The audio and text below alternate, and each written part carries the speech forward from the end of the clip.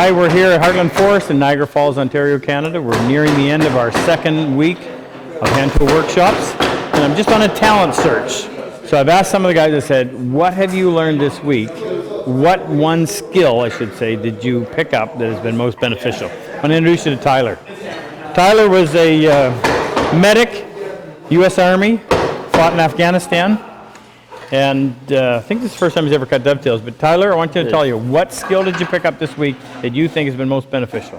What's turned your crank? Oh, I want to definitely say all of them, but planing is one that I enjoyed the most, and I think it taught me precision. You know, once you get a flat board, everything else is based off of that. The exact lineup of the face, the markings, every single thing from start to finish, all depends on that plane at the very beginning.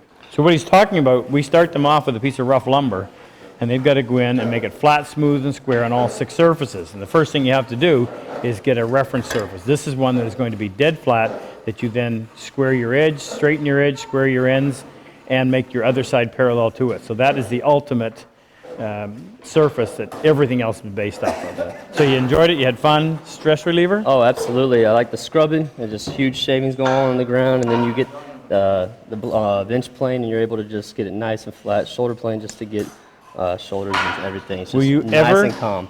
Will you ever touch a piece of sandpaper again? No, I really don't think I will. Attaboy. Oh, that's awkward.